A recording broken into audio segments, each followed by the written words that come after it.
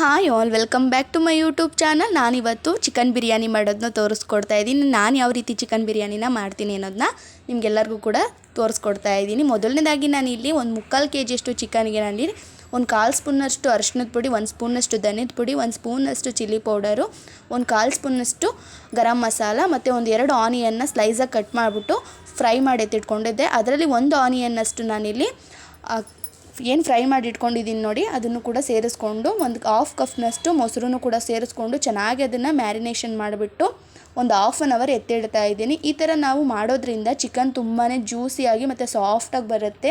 ಆಗ ಬಿರಿಯಾನಿ ಟೇಸ್ಟ್ ಅನ್ನೋದು ಚೆನ್ನಾಗಿರುತ್ತೆ ಅಂತ ಅಷ್ಟೇ.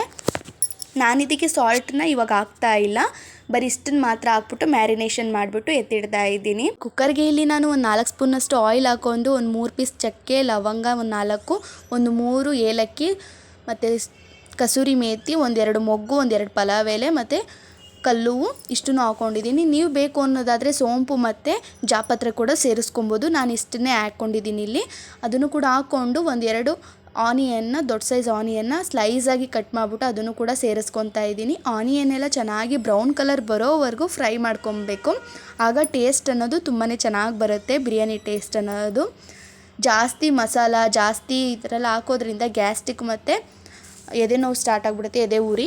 ಇದನ್ನ ಈ ಥರ ಸಿಂಪಲಾಗಿ ಮಾಡ್ಕೊಳ್ಳೋದ್ರಿಂದ ತುಂಬಾ ಟೇಸ್ಟ್ ಅಂತ ಅನಿಸುತ್ತೆ ಮತ್ತು ಎದೆ ಉರಿ, ಗ್ಯಾಸ್ಟ್ರಿಕ್ ಈ ಥರ ಯಾವ ಸಮಸ್ಯೆನೂ ಕೂಡ ಇರೋದಿಲ್ಲ. ಇದಕ್ಕೆ ನಾನು ಇವಾಗ ಮನೇಲೇ ಫ್ರೆಶ್ಶಾಗಿ ಮಾಡಿರೋಂಥ ಶುಂಠಿ ಬೆಳ್ಳುಳ್ಳಿ ಪೇಸ್ಟನ್ನು ಕೂಡ ಸೇರಿಸ್ಕೊತಾ ಇದ್ದೀನಿ. ಅವಾಗ ಶುಂಠಿ ಬೆಳ್ಳುಳ್ಳಿ ಪೇಸ್ಟ್ ಮಾಡಿ ಸೇರಿಸ್ಕೊಳ್ಳೋದ್ರಿಂದ ಫ್ಲೇವರ್ ಕೂಡ ಚೆನ್ನಾಗಿರುತ್ತೆ, ಟೇಸ್ಟ್ ಕೂಡ ತುಂಬಾ ಚೆನ್ನಾಗಿರುತ್ತೆ. ನಾನಿಲ್ಲಿ 1.5 ಸ್ಪೂನ್ನಷ್ಟು ಶುಂಠಿ ಬೆಳ್ಳುಳ್ಳಿ ಪೇಸ್ಟನ್ನ ಹಾಕ್ಕೊಂಡು ಚೆನ್ನಾಗಿ ಅದನ್ನು ಕೂಡ ಹಸಿ ಸ್ಮೆಲ್ ಹೋಗೋವರೆಗೂ ಫ್ರೈ ಮಾಡ್ಕೊತಾ ಇದ್ದೀನಿ. ಈ ಬಿರಿಯಾನಿ ಅಂತೂ ತುಂಬಾ ಟೇಸ್ಟಿಯಾಗಿ ಮೈಲ್ಡಾಗಿ ಚೆನ್ನಾಗಿರುತ್ತೆ. ನೀವು ಕೂಡ ಮನೇಲಿ ಒಂದ್ಸಲ ಟ್ರೈ ಮಾಡಿ ಹೇಗಿತ್ತು ಅನ್ನೋದನ್ನ ನನ್ನ ಕಮೆಂಟ್ ಬಾಕ್ಸ್ನಲ್ಲಿ ತಿಳಿಸಿ. ಇನ್ನೂ ಯಾರೆಲ್ಲ ನನ್ನ ಯೂಟ್ಯೂಬ್ ಚಾನಲ್ನ ಸಬ್ಸ್ಕ್ರೈಬ್ ಮಾಡ್ಕೊಳ್ದೆ ನೋಡ್ತಾ ಇದ್ದೀರಾ ನೋಡಿ, ಪ್ಲೀಸ್ ಸಬ್ಸ್ಕ್ರೈಬ್ ಮಾಡ್ಕೊಂಡು ನೋಡಿ. ಹಾಗೆ ಈ ವಿಡಿಯೋ ಇಷ್ಟ ಆದಲ್ಲಿ ಲೈಕ್, ಶೇರ್, ಕಮೆಂಟ್ ಮಾಡೋದನ್ನ ಮರಿಬೇಡಿ. ಇದಕ್ಕೆ ನಾನು ಇವಾಗ ಚೆನ್ನಾಗಿ ಫ್ರೈ ಆದಮೇಲೆ ಒಂದು ಸ್ವಲ್ಪ ಕೊತ್ತಂಬರಿ ಸೊಪ್ಪು ಮತ್ತು ಒಂದು ಸ್ವಲ್ಪ ಪುದೀನ ಸೊಪ್ಪನ್ನು ಕೂಡ ಸೇರಿಸ್ಕೊಂಡು ಅದನ್ನು ಕೂಡ ಫ್ರೈ ಮಾಡ್ಕೊತಾ ಇದ್ದೀನಿ. ನಾವು ಈ ಟೈಮಲ್ಲಿ ಪುದೀನ ಸೊಪ್ಪು ಮತ್ತು ಕೊತ್ತಂಬರಿ ಸೊಪ್ಪನ್ನು ಹಾಕೋದ್ರಿಂದ ಬಿರಿಯಾನಿ ಫ್ಲೇವರ್ ಅನ್ನೋದು ತುಂಬಾ ಚೆನ್ನಾಗಿರುತ್ತೆ. ಈ ಬಿರಿಯಾನಿ ಅಂತೂ ತುಂಬಾ ಮೈಲ್ಡಾಗಿ ಮತ್ತು ಸಟಲ್ಡಾಗಿರುತ್ತೆ, ತುಂಬಾ ಚೆನ್ನಾಗಿರುತ್ತೆ ಅಂತಲೇ ಹೇಳ್ಬೋದು. ನಾನಿಲ್ಲಿ ಒಂದು 6 ಮೆಂಬರ್ಸ್ಗೆ ಆಗುವಷ್ಟು ಬಿರಿಯಾನಿನ ಮಾಡ್ತಾಯಿದ್ದೀನಿ. ನೀವು ನಿಮ್ಮ ಕ್ವಾಂಟಿಟಿ ನೋಡ್ಕೊಂಡು ಮಾಡಿ. ಡಬಲ್ ಮಾಡಬೇಕಾ ಇಲ್ಲ ಇದ್ರ ಹಾಫ್ನಷ್ಟು ಮಾಡಬೇಕಾ ಅನ್ನೋದನ್ನ ನಿಮ್ಮ ಮನೇಲಿ ಎಷ್ಟು ಜನ ಇರ್ತಾರೆ ನೋಡಿ, ಅದ್ರ ಕ್ವಾಂಟಿಟಿ ಮೇಲೆ ಡಿಪೆಂಡ್ ಆಗುತ್ತೆ. ಇವಾಗ ಒಂದು ಮಿಕ್ಸರ್ ಜಾರ್ಗೆ ನಾನಿಲ್ಲಿ ಒಂದು 6-7 ಹಸಿರು ಮೆಣಸಿನ್ಕಾಯಿ, ಒಂದು ಸ್ವಲ್ಪ ಕೊತ್ತಂಬರಿ ಸೊಪ್ಪು, ಒಂದು ಸ್ವಲ್ಪ ಪುದೀನ ಸೊಪ್ಪನ್ನು ಹಾಕ್ಕೊಂಡು ಸ್ವಲ್ಪ ನೀರು ಹಾಕ್ಕೊಂಡು ಅದನ್ನು ಸ್ವಲ್ಪ ತರ್ತರಿ ಆಗೋಲ್ಲ, ಜಾಸ್ತಿ ನುಣ್ಣಗೋಲ್ಲ ಅನ್ನೋ ಮೀಡಿಯಮ್ ಆಗಿ ನಾನಿಲ್ಲಿ ರುಬ್ಬಿಟ್ಕೊಂಡಿದ್ದೀನಿ. ಅದನ್ನು ಕೂಡ ಸೇರಿಸ್ಕೊಂಡು ಹಸಿ ಸ್ಮೆಲ್ ಹೋಗೋವರೆಗೂ ಚೆನ್ನಾಗಿ ಫ್ರೈ ಮಾಡ್ಕೊತಾ ಇದ್ದೀನಿ. ಅದು ಆಯಿಲೆಲ್ಲ ಬಿಡಬೇಕು, ಅಲ್ಲಿವರೆಗೂ ಫ್ರೈ ಮಾಡ್ಕೊತಾ ಇದ್ದೀನಿ ನಾನಿಲ್ಲಿ.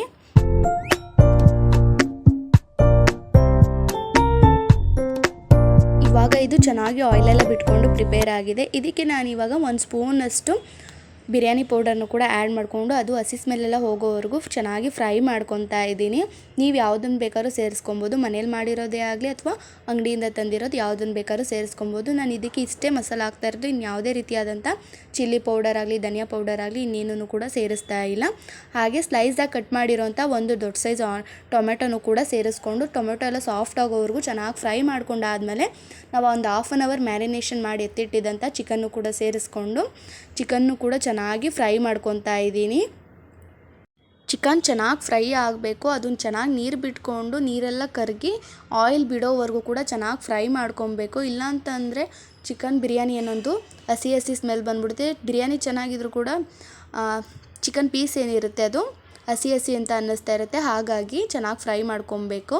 ಇದಕ್ಕೆ ನಾನು ರುಚಿಗೆ ತಕ್ಕನಷ್ಟು ಬಿರಿಯಾನಿಗೆ ಎಷ್ಟು ಬೇಕು ನೋಡಿ, ಇವಾಗ ಒಂದೇ ಸಲ ನಾನು ಉಪ್ಪನ್ನು ಕೂಡ ಸೇರಿಸ್ಕೊತಾ ಇದ್ದೀನಿ. ಈ ಟೈಮ್ನಲ್ಲಿ ಉಪ್ಪು ಹಾಕೋದ್ರಿಂದ ಚಿಕನ್ ಬೇಗ ನೀರು ಬಿಟ್ಕೊಳ್ಳುತ್ತೆ. ಹಾಗಾಗಿ ಎಷ್ಟು ಬೇಕು ನೋಡಿ ಒಂದೇ ಸಲ ಹಾಕ್ಕೊತಾ ಇದ್ದೀನಿ. ನೀವು ಬೇಕು ಅನ್ನೋದಾದರೆ ಈಗ ಸ್ವಲ್ಪ ಹಾಕಿ ಲಾಸ್ಟಲ್ಲಿ ಮತ್ತೆ ರೈಸ್ ಹಾಕ್ತೀವಲ್ಲ ಆವಾಗೂ ಕೂಡ ಸ್ವಲ್ಪ ಆ್ಯಡ್ ಮಾಡ್ಕೊಬೋದು. ನಾನಿಲ್ಲಿ ಒಂದೇ ಸಲ ಹಾಕ್ತಾಯಿದ್ದೀನಿ. ಪುಡಿ ಉಪ್ಪು ಹಾಕೋಕೆ ಹೋಗಬೇಡಿ, ಟೇಸ್ಟ್ ಅನ್ನೋದು ಅಷ್ಟಕ್ಕಷ್ಟೇ ಅಂತ ಅನಿಸ್ಬೋದು. ಇಲ್ಲಾಂದರೆ ಆಪ್ಷನಲ್ಲಿ ಇಲ್ಲಾಂದರೆ ಹಾಕ್ಕೊಳ್ಳಿ ನೀವು. ನಾನಿಲ್ಲಿ ಕಲ್ಲುಪ್ಪನ್ನ ಸೇರಿಸ್ಕೊಂಡಿದ್ದೀನಿ. ಕಲ್ಲುಪ್ಪು ಹಾಕೋದ್ರಿಂದ ತುಂಬಾ ಟೇಸ್ಟ್ ಅನ್ನೋದು ಚೆನ್ನಾಗಿ ಬರುತ್ತೆ.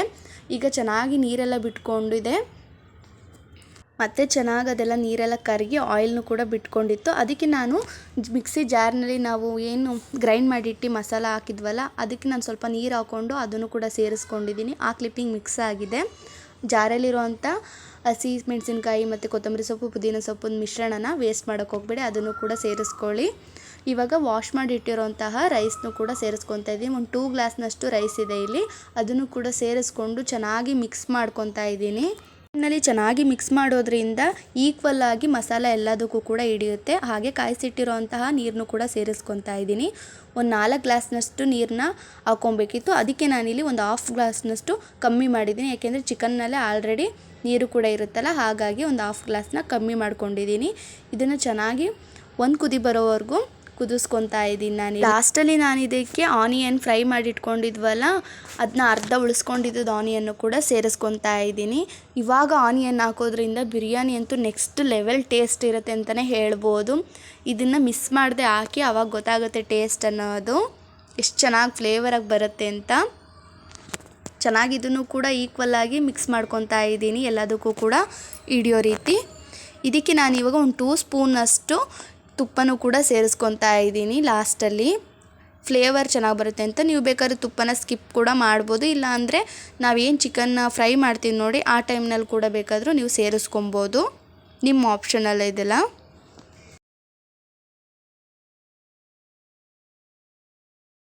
ನಾನಿಲ್ಲಿ ಕುಕ್ಕರ್ ವಿಜಿಲ್ ಹಾಕ್ಸಿ ಮಾಡ್ತಾಯಿಲ್ಲ, ಇದೊಂದು 50% ಚೆನ್ನಾಗಿ ಕುಕ್ ಆದಮೇಲೆ ದಮ್ ಕಟ್ತಾ ಇದ್ದೀನಿ.